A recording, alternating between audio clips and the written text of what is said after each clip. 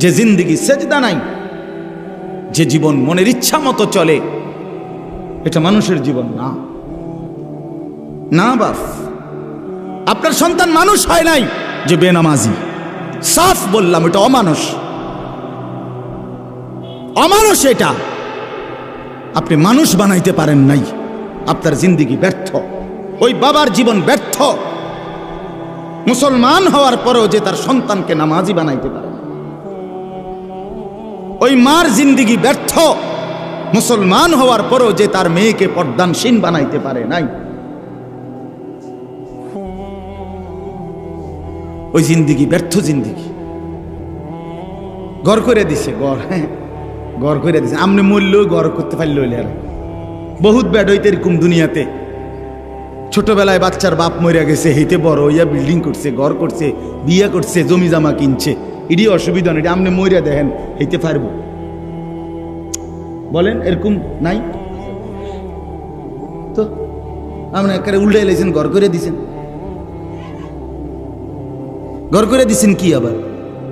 ঘর তো সেও করতে পারত,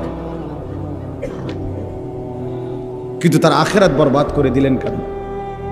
তারে আল্লাহ চিনাইলেন না কেন? তারে নামাজে বাধ্য করলেন না কেন?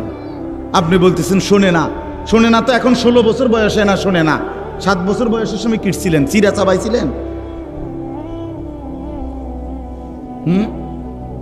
6 বছর বয়সের সময় কি করছিলেন? চিরা চাবাইছিলেন। তখন কেন তারে নামাজি বানাইলেন না? তখন কেন তারে সাথে করে মসজিদে নিলেন না? আপন সন্তানের সামনে কেমনে বিড়ি খাইলেন? সেইতে কি শিখলো আমনের থেকে? আপন সন্তানের সামনে গালি দেন কেমনে? হ্যাঁ, আপন সন্তানের সামনে বেডির নাচ চান কেমনে টেলিভিশনে বইয়া? হ্যাঁ, আপনি এই নিকৃষ্ট রুচির মানুষ, আমনের ভূত মানুষ হইব কেমনে? কি গাজরের কথা! বিড়ি খাইতে খাইতে বেটা কয় ভূত মানুষ, পড়ালেখা করো। সেইতে যদি আব্বা আপনি ইদি হইলেন না,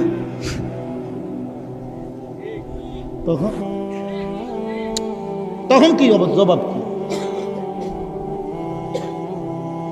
আপনি ইদি হইলেন না। এজন্য বাপ আমার, বন্ধু আমার, জিন্দেগির কদর করেন, হায়াতের কদর করেন। প্রতি সেকেন্ড, প্রতি সময়, প্রতি ঘন্টা, প্রতি মিনিট আর আসবে না, আর আসবে। প্রতিটা সেকেন্ড আর আসবে না, আর আসবে। এই যে 17ই অক্টোবর 2024 রোজ বৃহস্পতিবার, ঠিক এই শিরোনাম পৃথিবীতে আর কোনোদিন হবে না। হবে আগামী বছর 17ই অক্টোবর আসবে, সেটা তো 2025 সাল। আগামী সপ্তাহে বৃহস্পতিবার হবে, কিন্তু সেটা তো 17 তারিখ না, 24 তারিখ। কথা বলেন। তাহলে 17ই অক্টোবর 2024 রোজ বৃহস্পতিবার আর কোনোদিন হবে? আর কোনোদিন হবে? কোনো ঘন্টা আর ফিরে আসে না, কোনো মিনিট, সেকেন্ড, মুহূর্ত আর ফিরে আসে না। যা চলে যায় তা চলেই যায়। ইমাম শাফিঈ রাহমাতুল্লাহ আলাইহি একজন জগৎ বিখ্যাত মুজতাহিদ ইমাম ছিলেন। 4 মাযহাবের একজন ইমাম, হানাফি, শাফিঈ, মালিকি, হাম্বলি, এই শাফিঈ। উনি বলেন, আমার সারা জিন্দেগি আমি আউলিয়া, বুজুর্গ, ওলামা, আল্লাহর প্রিয় বান্দাদের কাছে আসা যাওয়ার বরকতে, জগৎ বিখ্যাত আলেম। উনি বলেন, আমি 2টা কথা শিখছি শুধু সারা জীবনে। কি শিখলাম? 1 নাম্বার শিখছি, আল ওয়াক্তু সাইফুন ইন লাম তাকতাহু কাতাআকা। আমি প্রথম কথা শিখছি যে সময় হলো তরবারির মতো, তুমি যদি তাকে না কাটো সে তোমারে কেটে ফেলবে। তুমি যদি না ভাগ করো, আমি আধা ঘন্টা বিশ্রাম করব, 10 মিনিট নাস্তা করব, জোহরের নামাজ আমার 1টা 30-এ, আমি 12টা 50-এর ভিতরে আমার কাজ শেষ করব, 1টা 10-এর ভিতরে গোসল করে নামাজের জন্য রেডি হয়ে যাব। হ্যাঁ, আসরের নামাজ আমার 4টা 15-তে, আমারে 3টা 50-এর ভিতরে উঠে যাইতে হবে, অজু করে নামাজে যাইতে হবে। এভাবে সব কাজ যদি তুমি কাইটা সময়ের মধ্যে ভাগ না করো, সময় তোমারে কাটতে কাটতে তোমার উপর দিয়ে চলে যায়। আপনারা যখন রাত্রেবেলা, আমি অনেক সময় এটা খেয়াল করি, রাত্রেবেলা নীরবে যখন আমরা ঘুমাই, লাইট বন্ধ হয়ে যায়, তখন ওই দেওয়াল ঘড়ির কাঁটা খেয়াল করেন যে সেকেন্ডের কাঁটা এটা যে ঘুরে, এটা কট কাট কাট কাট কাট কাট করে, মানে ছোট্ট ছোট একটা আওয়াজ করতে করতে এটা ঘুরে। তা আমার সব সময় এটার আওয়াজটা মনেই হয় যে এটা যেন আমারে কাটতে কাটতে চলে যাচ্ছে। তো আমি যদি সময়কে কাজে না লাগাই, আমি যদি সময়কে ভাগ না করি ইবাদতের জন্য, আখিরাতের জন্য, দুনিয়ার জন্য, ব্যবসাও করবেন, নামাজও পড়বেন, বাজারও করবেন, জামাতও ধরবেন, আপনি মিলাইয়া নিবেন, আপনি ভাগ করে নিবেন, সাজায়া নিবেন। হযরত বলেন ইমাম শাফিঈ, নাই তো সময় তোমারে কেটে কেটে চলে যাবে। 10টা বাজে ঘুমাইছেন, উঠে দেখবেন 6 ঘন্টা চলে গেছে। 12টা বাজে ঘুমাইছেন, উঠে দেখবেন 3 ঘন্টা চলে গেছে। আপনার জন্য একটি সেকেন্ড সময় দাঁড়াবে না। দাঁড়াবে কি বাপ? দাঁড়াবে না। কাজে লাগাইলেও চলে যাবে সময়, কাজে না লাগাইলেও সময় চলে যাবে। রাত শেষ হয়ে যাবে, আজকের রাত শেষ হবেই, বাসর রাতও শেষ হবে, জেলখানার রাতও শেষ হবে, আর আসবে না সময়। আর 2 নাম্বার হলো, হযরত বলেন ইমাম শাফিঈ রাহমাতুল্লাহ আলাইহি, আমি দ্বিতীয় কথা শিখছি, নাফসুকা ইন শাগালতাহা বিল হক ওয়া ইল্লা শাগালাতকা বিল বাতিল। মনের চাহিদাকে যদি তুমি জোর কইরা নেক কাজে, হকের কাজে জোর কইরা যদি না লাগাও, তাইলে নফস, মনের চাহিদা তোমারে সারাক্ষণ গুনাহ আর নাফরমানির কাজে লাগায় রাখবে। তুমি ছাইরা দাও শুধু যে আমি আল্লাহর বাঁধন মানি না, রাসূলের কথা মানি না, কোরআনের কথা মানি না, ইসলামের কথা মানি না, কে কি বলছে এগুলো আমার দরকার নাই, আমার মনে যা চায় তাই করব। হযরত বলেন, এই তুমি যদি মনের চাহিদাকে ছেড়ে দাও, তাহলে সে তোমার 24 ঘন্টা আল্লাহর নাফরমানির মধ্যে লাগায় রাখবে। এই যে মোবাইল টিপতে আছে রাতের 3টা বাজে, মোবাইলে টিপে, বুঝেন নাই? রাতেরও শেষ নাই, দিনেরও শেষ নাই, চলছে মোবাইল, চলছে নাচ গান, নর্তকী, ছবি, জিনা, ব্যভিচার, উলঙ্গ দৃশ্য, খালাস, জিন্দেগি শেষ, জিন্দেগি শেষ। হাঁটতে হাঁটতে মোবাইল টিপতেছে, পেশাব করতে আছে মোবাইল টিপতে আছে, বাথরুমের ভিতরে মোবাইল টিপতে আছে। মোবাইল তারে এমনে খাইছে যে এটার ভিতরে তার জিন্দেগি দিয়ে দিছে। হায় হায় মুসলমান, মুসলমানের নওজোয়ান, কোন যুবক তর তাজা নওজোয়ান এত ফালতু হয় না। তারে যুবক বলে না বেটা, যার জীবনে কোনো কর্মের উদ্দীপনা নাই, মেহনতের জজবা নাই, ফিকির নাই, দেশ গড়া, মানুষ গড়া, জাতি গড়া, ইসলাম রক্ষা করা, ইমানের জন্য জান কোরবানি করা, এমন হিম্মত যার মধ্যে নাই, ওইটা কোনো যুবকে না, এটা বুড়া, এটা অলস, অকর্মণ্য, অপদার্থ ছাড়ার কিচ্ছু না বেটা। 24 ঘন্টা শুধু তোর বেডি ছাড়া, নারী ছাড়া, নর্তকী ছাড়া, জিনা ব্যভিচার ছাড়া, উলঙ্গ দৃশ্য দেখা ছাড়া রাত কাটে না, দিন কাটে না। তুই একটা পচা গন্ধা মরা লাশ ছাড়া আর কিচ্ছু না বেটা। এটা ফালতু লোক বেটা, ফালতু লোক বেটা, এটা একটা বাজে লোক বেটা, অপদার্থ ছেলে তুই বেটা, অকর্মণ্য জিন্দিগি। বুঝি আল্লাহ তাআলা এই শরীর, স্বাস্থ্য, যৌবন, শরীরের এই সৌন্দর্য আল্লাহ বুঝি দিছে হুদায় বেডি সাউনের লেগে। এটা বুঝি কথা হইল মিয়া? সারাদিন মোবাইল টিপবো, চুলেডারে বারবার ফিরাবে আর বন্ধুদের সাথে আড্ডা দিবি। এটা কিতা? এটা তো মানুষ না, এটা প্লাস্টিক। এ তো ফালতু লোক। যে জিন্দিগি মেহনত করে না, যে জীবন কর্ম করে না, যে জীবন ফিকির করে না, সেটা আবার কিসের জীবন? কেন আল্লাহ দিল দিলেন? কেন আল্লাহ চোখ দিলেন? কেন আল্লাহ কান দিলেন? কেন আল্লাহ শরীরের মধ্যে সক্ষমতা দিলেন? এই জন্য ভাইয়া আমার, বন্ধু আমার, সবাই মিলে আমরা ভাবা দরকার। চাচারা আপনাদেরকেও বলি, শেষ হায়াত আল্লাহ তাআলা চা দোকানের জন্য দেয় নাই। আপনার শেষ বয়স সারাদিন বইয়া বইয়া ফান খাওয়ানোর লেগে দেয় নাই। শেষ হায়াত আল্লাহ তাআলা বইয়া বইয়া বিড়ি খাওয়ানোর লেগে দেয় নাই। আপনি চা দোকানে বসে বসে বিড়ি খাবেন আর রঙিন টেলিভিশনে নর্তকীর ছবি দেখবেন, খোদার কসম, কবরের প্রথম ঘন্টাতে আপনি টের পাবেন আল্লাহর আযাব কত ভয়ঙ্কর। আপনি টের পাবেন। হ্যাঁ হ্যাঁ, আপনি তমস্কারি মনে করেন না।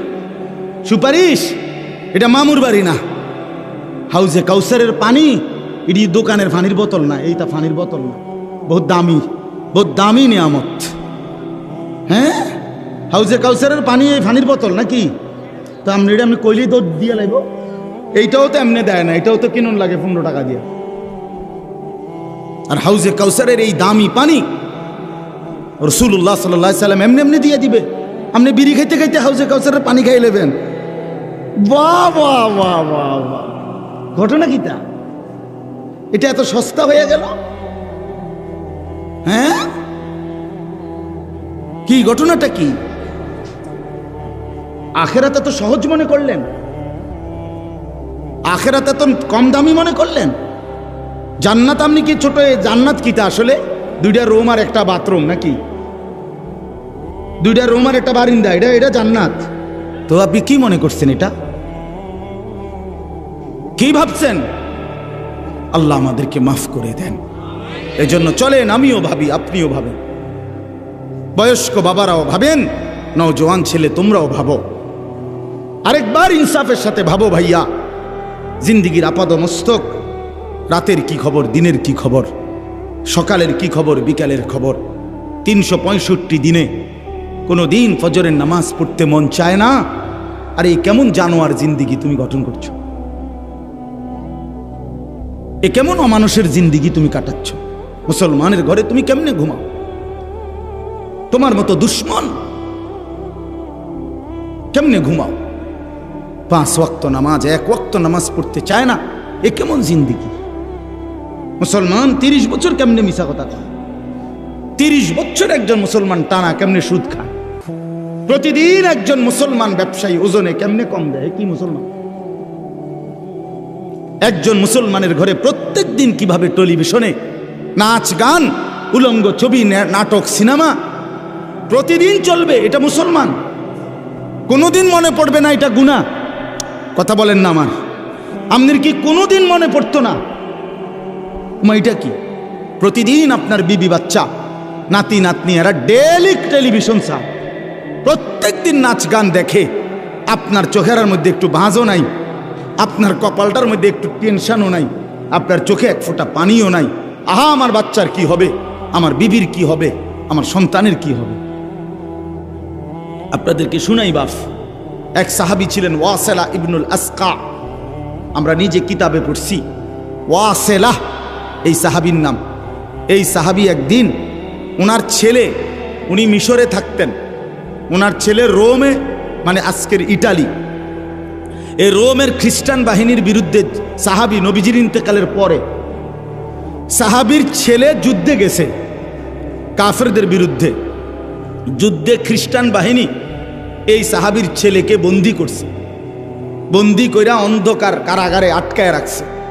তো ওনার বাকি কাফেলার বাকি সদস্যরা আইসা মিশরে ওনার কাছে এই সংবাদ জানাইছে, আপনার সন্তানকে খ্রিস্টান বাহিনী বন্দী করে অন্ধকার কারাগারে আটকায়া রাখছে। আল্লাহর কসম, আমি নিজে কিতাবে পড়ছি। হযরত ওয়াসিলা এই সাহাবী প্রথম শব্দ চিৎকার দিয়া বলছে, আয় আল্লাহ, তাইলে আমার সন্তান নামাজ পড়বে কেন? অন্ধকার কারাগারে আমার সন্তানকে যে আটকায় রাখছে, ওই নামাজের ওয়াক্ত চিনবে কেমনে, আজান শুনবে কেমনে? ও তো আজান শুনবে না, ওইখানে ওয়াক্ত তো চিনবে না। এরপরে কিতাবে লিখছে এই সাহাবী 5 ওয়াক্ত নামাজের পরে সময়ে, উনি 5 ওয়াক্ত নামাজের টাইমে ওই রোমের দিকে ফিরে উনি বলতেন, ইয়া বুনাইয়া কাদ হানা ওয়াক্তু সালাতিল ফজর, হে আমার সন্তান, ফজরের নামাজের ওয়াক্ত হইছে, ওঠো বাপ, নামাজ পড়ো। ছেলেটা যখন পরবর্তীতে মুক্তি পাইছে, ছেলে তার বাবাকে বলছে, আল্লাহর কসম বাবা, আপনার জবানের প্রতিবারের উচ্চারণ আল্লাহ আমার কানে পৌঁছাইছে, হাজার হাজার মাইল দূরে। এক বাবার প্রথম ফিকির সন্তানের জন্য কি বলেন না কেন? নামাজ। আমার ছেলের নামাজের কি হবে? আরো আশ্চর্য শুনেন, মুসলিম শরীফের হাদিস আছে, নবী সাল্লাল্লাহু আলাইহি সাল্লাম সাহাবীদেরকে একদিন শুনাইছেন যে আল্লাহর এই জমিনে শেষ জামানায় সর্বশ্রেষ্ঠ কাফের, সবচেয়ে বড় কাফের বের হবে। সেই কাফেরের নাম হলো দাজ্জাল, যে 40 দিনে লক্ষ কোটি কোটি মুসলমানের ঈমান নষ্ট করে কাফের বানায় ফেলবে। নাউযুবিল্লাহ। তো নবীজি বলছে সেই 40 দিন যে থাকবে দাজ্জাল পৃথিবীতে, এই 40 দিনের প্রথম দিন হবে 1 বছরের সমান। ইয়াউমুন কাসানাতিন, একদিন হবে প্রথম দিন 1 বছরের সমান, দ্বিতীয় দিন 1 মাসের সমান, তৃতীয় দিন 1 সপ্তাহের সমান, আর চতুর্থ দিন থেকে বাকি দিনগুলো 24 ঘন্টা, স্বাভাবিক এখনকার হিসাব। তাহলে প্রথম দিন কতটুকু? 1 বছর। আচ্ছা, এটা আপনার সামনে বলার পর আমি হইলে কি বলতাম? আরে খাইছে রে, কি তো 1 বছর কেমনে হইব? এত লম্বা টাইম হইব, দিন হইব কদ্দূর, রাত হইব কদ্দূর, হ্যাঁ সকাল থাকবো তাহলে কতক্ষণ? মনে করেন এই জাতীয় নানা রং সঙ্গের কথা আমরা বললাম হইলে এটার উপরে। কিন্তু আল্লাহ রসুল সাল্লাল্লাহু আলাইহি সাল্লাম এটা বলার পর খেয়াল করেন, সাহাবায়ে কেরাম শুনছে, যারা ওনাদের সামনে নবীজি বলছেন, সাহাবায়ে কেরাম প্রথম প্রশ্ন করছে নবীকে এই কথা শুনা যে ইয়া রাসূলুল্লাহ, এই দাজ্জাল বের হলে একদিন যে 1 বছরের সমান হবে, আমাদের প্রশ্ন হলো সেই দিন আমরা কি 1 বছরের নামাজ পড়বো নাকি 1 দিনের নামাজ পড়ব? বুঝছেন ফিকির কথা আমার? বুঝছেন মানে ওনাদের চিন্তাটা প্রথম কিসের? নামাজ কি হবে আগে, এইটা কর, নামাজ পড়বো কেমনে? সুবহানাল্লাহ। এই হলো সাহাবায়ে কেরাম। আল্লাহ নবী সাল্লাল্লাহু আলাইহি সাল্লাম বলেন, তোমরা তখন 1 বছরের নামাজ হিসাব করে আদায় করবে, 1 দিনের নামাজ না। কেমনে হিসাব করবো? আপনি ওই সময় থাকেন তো দেখবেন আলেমরা কেমনে বলে। আমি অনচিন্তার কি দরকার? ওই সময় আল্লাহ তাআলা জমিনের মধ্যে ফতোয়া দেওয়ার জন্য, বুঝাইয়া দেওয়ার জন্য উলামায়ে কেরাম রাখবেন। জমিন থাকলে আলেম থাকবে, সূর্য উঠলে আলেম থাকবে, চাঁদ উঠলে আলেম থাকবে। আল্লাহকে ডাকার মতো, আল্লাহকে বুঝানোর মতো ব্যবস্থাপনা থাকবেই। যেদিন উলামা থাকবে না, যেদিন আল্লাহর স্মরণ থাকবে না, আল্লাহর নাম থাকবে না, সেদিন আর সূর্য উঠবে না, চাঁদও উঠবে। এই জন্য আপনাদের কাছে আমি অনুরোধ করছি, আমার কথাটা আমি বিস্তারিত বুঝাই বলার এটা চেষ্টা করলাম। আমরা যদি আমাদের হায়াত কদর করি, জিন্দিগি কদর করা উচিত। এই যে প্রতিনিয়ত মাহফিল হয় আমার বাপ, মাকসাদ শুধুই কেবল একটা ওয়াজ হইছে, আরো 10 গ্রামে মাহফিল হয়, আমগো গ্রামেও একটা মাহফিল হইছে, এতটুকুই যেন উদ্দেশ্য না, বরং চলেন পরিবর্তনের নিয়তে আল্লাহর কথা শুনি। বলেন ইনশাআল্লাহ। এই কথার থেকেই আমি শুরু করছিলাম। অর্থাৎ কি শুনতে হয়? আন্তরিকতা নিয়ে শুনতে হয়, মনোযোগ দিয়ে শুনতে হয়, তাহলে আল্লাহ পরিবর্তন নসিব করে। ওই বুটও খাইলেন, ওয়াজও শুনলেন, বাদামও খাইলেন, ওয়াজও শুনলেন, বইয়া মোবাইলও টিপলেন, ওয়াজও শুনলেন, বসে বসে জুড়াইলেন, ওয়াজও শুনলেন, বন্ধু বান্ধবের সাথে ফাঁকে ফাঁকে কথাও বললেন, আবার ওয়াজও শুনলেন। নতিজা আরজালের তাবে হয়। নিয়ম হইল ফলাফল নিকৃষ্টতার অনুগামী হয়। এটা আরবি ভাষার একটা কায়দা, মানে ভালো এবং মন্দ উভয়ের মিশ্রণে মন্দের প্রভাব পড়ে। কিসের প্রভাব পড়ে?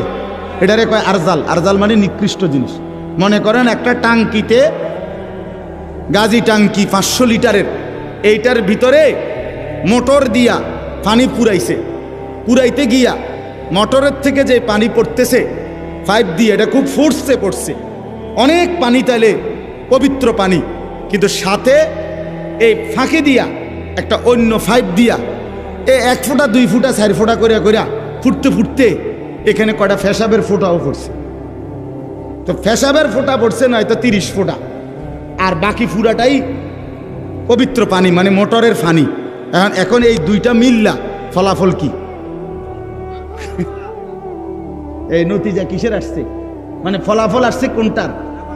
নিকৃষ্টটার, নিকৃষ্টটা। এই জন্য নতিজা আরজালের তাবে হয়, নতিজা আরজালের তাবে হয়, অর্থাৎ ফলাফল নিকৃষ্টতার অনুগামী হয়। এই জন্য বন্ধু আমার, এটা জরুরি। আপনি আপনি মনোযোগ দেবেন না, আবার আল্লাহর কথা শুনবেন, এই মনোযোগ ছাড়াটাই থাকবে, আর কিছু বুঝতেন না। ওই মোবাইল টিফাটাই বুঝছেন, ওই বুটটাই পাবেন, বাদামখানাটাই হলো, আপনার বন্ধুর সাথে কথা বলাটাই হইল, আল্লাহর কথা শোনা হলো। উত্তমটা আসবে না, অনুত্তমটা আসবে, ফলাফল। এজন্য আমি কথাটা লম্বা করে বললাম, এজন্য আমার একটা উদ্দেশ্য আছে। আমি চাই সব সময় প্রত্যেক মুসল্লি নিজ নিজ মহল্লার মসজিদের ইমাম সাহেবের জুমার বয়ান মনোযোগ দিয়ে শুনুক। এটা আমার একটা সাধনা, আমি সব সময় এটা বলি। মসজিদের মুসল্লিরা যদি এক বছরে 52 সপ্তাহ যদি নিজ মহল্লার ইমাম সাহেবের বয়ান মনোযোগ দিয়ে শুনে, বিশ্বাস করেন ধীরে ধীরে জিন্দিগি বদলায় যাবে।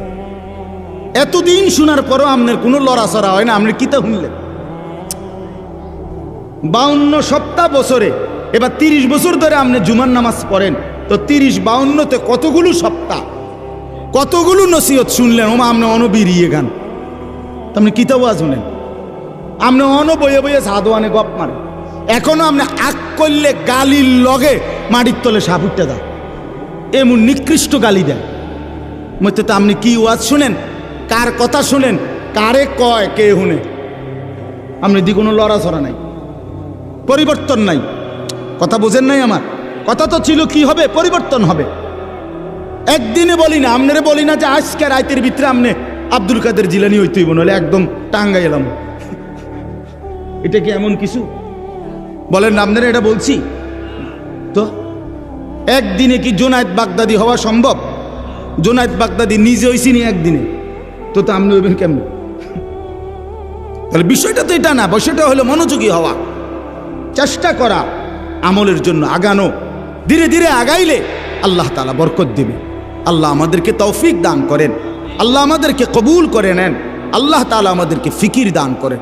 অনেক যুবক বসছো ভাইয়া, আল্লাহ তাআলা সমস্ত নওজোয়ানকে আল্লাহর দ্বীনের জন্য, নামাজের জন্য, ঈমানের জন্য আল্লাহ কবুল করে নেন, আমিন।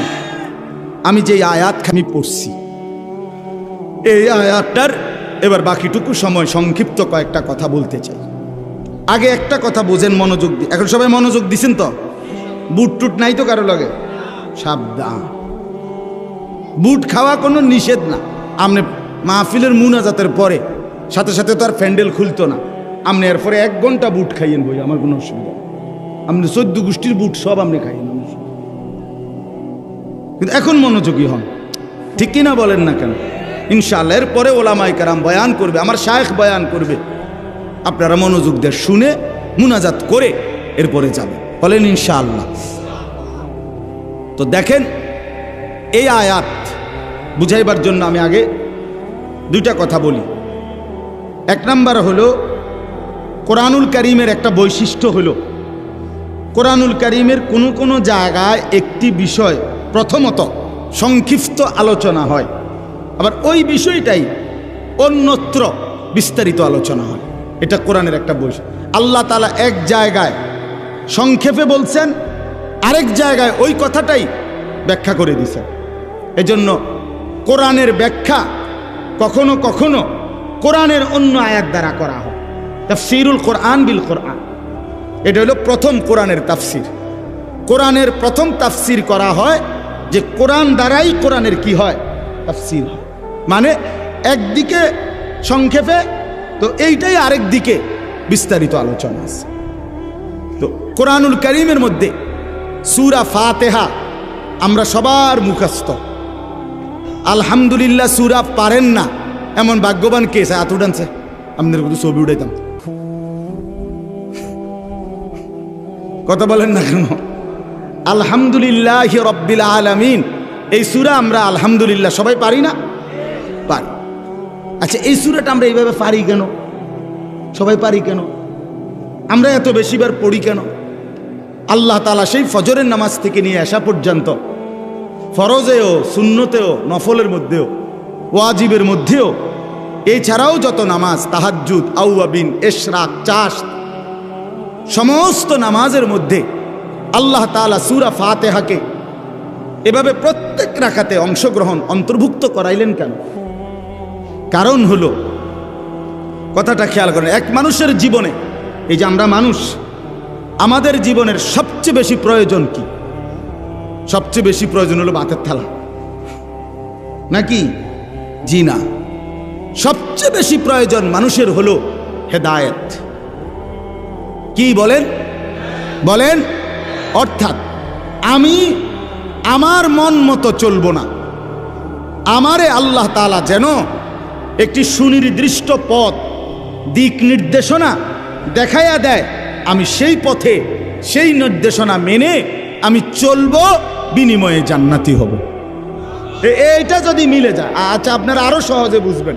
ইদানিং কালে, বর্তমান জামানায় মানুষ যখন নতুন কোনো জায়গায় আপনার যায়, তখন ওই বলে ওরে যার জায়গা যাইতেছি লোকেশন পাঠান, তখন ওই বড় মোবাইলের মধ্যে কি পাঠায়? লোকেশন পাঠায়, রাস্তার লোকেশন দেয়, দিলে ওইটা এনে সেট করে দিলে, এবার এইটা ড্রাইভার তার এই যে স্টিয়ারিং চালায় যেটা, এটা সামনে যদি রাখে, ওই লোকেশনটা একদম ও এইটাই ডান বাম বলতে বলতে একবারে ওই ঘরের সামনে নিয়ে দাঁড় করাই দিবে। এই যে এখনকার নতুন সিস্টেমে। তাইলে আমি যদি একটা লোকেশন পেয়ে যাই, তাহলে আমার জন্য খুব আরাম হয়, ঠিক কি না বলেন? আরও বলেন, মনে করেন যেমন আমার এখন আরেক জায়গায় বয়ান আছে আজকে, তো ওই বয়ানে যাওয়ার জন্য এখানে একজন ভাই আসছে আমারে নেওয়ার জন্য। তার মানে উনি আমার গাড়িতে বসলে তো আমার ড্রাইভাররে উনি ডাইন বাম বলে দিবে, ঠিক কিনা বলেন না কেন? তাহলে আর আমার আর প্রতি গাঁটে গাঁটে গিয়া জিগানের আর দরকার নাই, রাহবার আছে। এবার ড্রাইভারে তারে জিজ্ঞাসা করে করে সেই বলে দিবে গন্তব্য ডানে বামে সামনে। এই তাহলে এই হেদায়েত পাওয়া, পথ পাওয়া, দিক নির্দেশনা পাওয়া, এটা জীবনের সবচেয়ে বেশি দরকার। আল্লাহ তাআলা যদি এই দৌলত কাউকে দেয়, আল্লাহর কসম তাকে আল্লাহ সর্বশ্রেষ্ঠ দৌলত দিয়েছে, সর্বশ্রেষ্ঠ। যে আল্লাহ আমি এলোমেলো চলতে চাই না, আমি মন মতো চলতে চাই না, মন মতো চললে আমি পথ পাবো না, আমি রাস্তা পাবো না, আমি আপনাকে পাবো না, আমি আখিরাত পাবো না, আমি জান্নাত পাবো না। এই জন্য মানুষের জীবনের সবচেয়ে বড় চাওয়া আল্লাহর কাছে, সেটা হলো হেদায়েত। আল্লাহ আমার একটা লোকেশন দেন, হেদায়েত দেন, আমারে রাস্তা বলে দেন, আমারে পথ দেখায় দেন, আমারে আমার জিন্দিগির নির্দেশনা দিয়ে দেন। এইটা হলো হেদায়েত। তো কোরআনুল কারীমের সূরা ফাতিহা আল্লাহ তাআলা আমাদেরকে এতবার পড়ায়, মূলত এটার উদ্দেশ্য হইল যে আল্লাহ বুঝায়, বান্দা তোমার জীবনে ভাত মাছ চাল ডালের কথা তুমি না বললেও আমি দিতাম, এটা এতবার বলার কিছু নাই। বরং তোমার জন্য সবচেয়ে বড় দরকার হলো এখান থেকে নিয়ে জান্নাত পর্যন্ত পৌঁছার যে লোকেশন, যেই হেদায়েত, যেই নির্দেশনা, এটা তোমার বড় দরকার। তুমি এইটাই আমার কাছে বারবার বারবার সকাল থেকে নিয়ে রাত পর্যন্ত চাইতে থাকো। এই ব্যবস্থা হিসাবে আমি আল্লাহ সূরা ফাতিহা দিলাম, যে সূরা ফাতিহার মূল দোয়াই হলো ইহদিনাস সিরাতাল মুস্তাকিম, ইহদিনাস সিরাতাল মুস্তাকিম। সেই সকাল ভোর থেকে শুরু করলাম, রাত তাহাজ্জুদ গভীর রজনী পর্যন্ত পড়তেই থাকলাম, যেন আল্লাহকে বললাম, আল্লাহ এটা আমার সবচেয়ে বেশি দরকার, সিরাতে মুস্তাকিম, সরল সঠিক পথ, যে পথে চললে, যে পথে হাঁটলে, যে পথে জিন্দিগি চালাইলে আখিরাত মিলবে, জান্নাত মিলবে, আপনার সন্তুষ্টি মিলবে, আপনার জান্নাত মিলে যাবে, ওইটাই আমার বেশি দরকার। আমারে এমন একটা লোকেশন দেন, আমারে একটা হেদায়েত দেন, সিরাতে মুস্তাকিমের রাস্তা বলে দেন। এইটা যদি আল্লাহ গ্রহণ করে, যা বান্দা এতবার বলছো আমি দিলাম, তো বান্দা কামিয়াব, বান্দা কামিয়াব, বান্দা কামিয়াব। এজন্য সিরাতে মুস্তাকিমের দোয়া একটি নিরাপদ রাস্তা, একটি সুন্দর রাস্তা, একটি সরল রাস্তা, যে রাস্তা পৌঁছবে কই পর্যন্ত? জান্নাত পর্যন্ত। বলেন না কই পর্যন্ত? জান্নাত পর্যন্ত। সেই রাস্তা আল্লাহর কাছে চাওয়া, এটাই হলো মুমিনের, ইমানদারের সবচেয়ে বড় চাওয়া। এই জন্য আল্লাহ আমাদেরকে দিয়ে সূরা ফাতিহা প্রত্যেক রাকাতে রাকাতে পড়াইতেছেন, কখনো ইমামের মাধ্যমে, আর আলাদা পড়লে নিজের মাধ্যমে। কিন্তু সূরা ফাতিহা ইমাম সাহেব কোক আর মুক্তাদি কোক, সূরা ফাতিহা বলতে হবে কি না বলেন? আচ্ছা, এখন আসেন ইহদিনাস সিরাতাল মুস্তাকিম। আমি আল্লাহর কাছে বললাম আমার সবচেয়ে বেশি দরকার আল্লাহ হেদায়েত, জান্নাতের রাস্তা আমার এখান থেকে নিয়ে ওই পর্যন্ত। এখন আমি এখান থেকে নিয়ে জান্নাতে যাইতে চাই, কি কি করতে হবে, কেমনে কেমনে যাইতে হবে, এটাই হেদায়েত, সিরাতে মুস্তাকিম। এখন মনে করেন এই দোয়াটা আল্লাহ কবুল করলো, করে আপনারে কোরআন শরীফের একটা বাংলা তরজমা অনুবাদ, বুখারী শরীফ, মুসলিম শরীফ, তিরমিজি শরীফ, নাসাই শরীফ, আবু দাউদ শরীফ, ইবনে মাজা, মানে 6টি বিশুদ্ধ হাদিসের কিতাব, এগুলোর বাংলা অনুবাদ, বাংলা তরজমা আপনার কাছে কিন্না আমি আপনার জন্য আইনা এই 6টি হাদিসের কিতাব আর কোরআন শরীফের বাংলা তরজমা আপনার হাতে তুলে দিলাম, দিয়া বললাম ভাই এটির ভিতরেই হেদায়েত আছে, আমনে খুঁজালাম, আমনেরটা আমনে বুঝ করে নেন, দেখবেন আমনের 14 বছর 18 বছর গেছে গা, 20 বছর আপনি কোনো আগামাতা পাইতেন না। আপনি নিজে নিজে খুঁজা সবটা আপনি মিলাইতে পারতেন না, তো তাইলে আমার সিরাতে মুস্তাকিম মিলবে কিভাবে, আমার জান্নাতের রাস্তা কিভাবে মিলবে?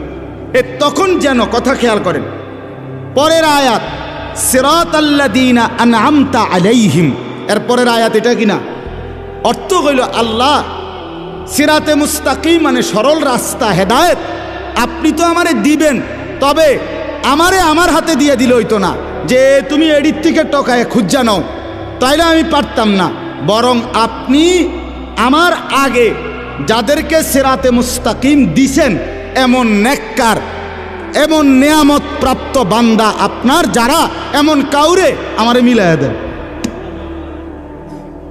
আমি যেন এমন একজন প্রিয় বান্দা পেয়ে যাই, আপনার একজন পছন্দের বান্দা পেয়ে যাই, যাকে আপনি দয়া করে হেদায়েত দিছেন, ওরে যদি আমি মিলে যাই তাহলে আমি তার পিছনে পিছনে চলে আমিও সেই জান্নাতের রাস্তা, হেদায়েতের রাস্তায় চলে যাব। এটা হলো দ্বিতীয় আয়াতের অর্থ, সিরাতাল্লাযীনা আনআমতা আলাইহিম। আল্লাহ আমি যেই সিরাতে মুস্তাকিম সরল সঠিক রাস্তা চাচ্ছি, আমি এটা একা পারতাম না, আপনি আমার আগে আমার সামনে আমার আগে যাদেরকে হেদায়েত দিছেন তাদের কাউকে আমারে মিলায় দেন, দেখায় দেন, আমি তার পিছনে চলবো, হেদায়েতের রাস্তা পাবো, জান্নাতও পেয়ে যাব। আচ্ছা, এখন ওই যে বললাম সিরাতাল্লাযীনা আনআমতা আলাইহিম, আল্লাহর কাছে আমি বললাম আল্লাহ আপনার নিয়ামত প্রাপ্ত বান্দাদের রাস্তা আমারে দেখায় দেন, আমারে মিলাইয়া দেন। তো এই আয়াতে আইসা আল্লাহ তাআলা এই সূরা নিসার 69 নম্বর আয়াতে আল্লাহ তাআলা পরিষ্কার বলে দিছেন, শুনো আমার নিয়ামত প্রাপ্ত বান্দা হলো 4 শ্রেণী। কয় শ্রেণী? 1 মিনান নবিয়্যিন, সমস্ত নবীগণ। 2 অস-সিদ্দিকিন, সমস্ত নবীদের পরে উম্মতের মধ্যে সর্বশ্রেষ্ঠ ইমানদার যে, তারে বলে সিদ্দিক, যেমন আবু বকর সিদ্দিক। এজন্য মনে করেন ওই আদম আলাইহিস সালাম থেকে নিয়ে আমাদের নবী পর্যন্ত লাইন ধরছে, এরপরে উম্মতের লাইন, এরপরে নবীজির পিছনে উম্মতের প্রথম যে ব্যক্তি লাইনে দাঁড়াবে তিনি আবু বকর সিদ্দিক রাদিয়াল্লাহু তাআলা আনহু। এই সিদ্দিক মুহাদ্দিসিনে কেরাম, মুফাসসিরিনে কেরাম অনেকে বলেন সমস্ত সাহাবায়ে কেরাম সিদ্দিক। আল্লাহ তাআলা নবীদের পরে উনাদেরকে সবচেয়ে মর্যাদাবান করেছেন। তো আল্লাহ বলেন সমস্ত নবীগণ আমার নিয়ামত প্রাপ্ত বান্দা, সমস্ত সিদ্দিক যারা নবীদের পরে উম্মতের মধ্যে সর্বশ্রেষ্ঠ সিদ্দিক, তাদেরকে বলে তারা আমার নিয়ামত প্রাপ্ত বান্দা। 3 নাম্বার অশুহাদা, সমস্ত শহীদগণ যারা আমার দ্বীনের জন্য জান বাজি রেখে নিজেদের কলিজার খুন জীবন দিয়ে দিছে, শহীদগণ। 4 নাম্বার সালিহিন, আমার নেককার বান্দা, কারা প্রকাশ্যে এবং গোপনে, একাকী এবং সবার মাঝে, সর্বাবস্থায় যারা আল্লাহর হুকুম বিধান পালন করে তাদেরকে বলে সালিহিন, নেককার। ও মানুষের সামনে তো আপনি জিমায় কুমায় বুঝেন না কথা? আপনি কারে মনোজন একারে বুজুর্গি বাইয়া ফুটতে আছে, কিন্তু একলা হইলে দিন মানে না, পূর্ণ শরীয়ত মানে না। সেটা আমিও হইতে পারি, যেই হইতে পারি, এমন হইলে হবে না। যার রাত দিন বরাবর, যার আলো অন্ধকার বরাবর, যার একাকী প্রকাশ্য বরাবর, যার মসজিদে ইবাদত যেমন আল্লাহর হুকুম মতো, তার বাজারের ব্যবসাও আল্লাহর হুকুম মতো।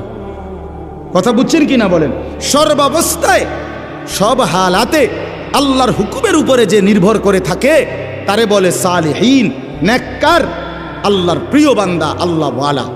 তো আল্লাহ বলেন, নবীগণ আমার নিয়ামত প্রাপ্ত, সিদ্দিকগণ আমার নিয়ামত প্রাপ্ত, শহীদগণ আমার নিয়ামত প্রাপ্ত, সালেহীন আমার নিয়ামত প্রাপ্ত। এবার বান্দা, তোমরা যদি জান্নাতের রাস্তা চাও, সিরাতে মুস্তাকিমের রাস্তা চাও, এই আয়াতে আমি ব্যাখ্যা করে বলে দিলাম, নবীদের রাস্তা ধরো, সিদ্দিকের আবু বকর সিদ্দিকের রাস্তা ধরো, শহীদদের রাস্তা ধরো, আমার নেককার বান্দাদের রাস্তা ধরো, তাইলে হেদায়েতও পেয়ে যাবে, জান্নাতও পেয়ে যাবে।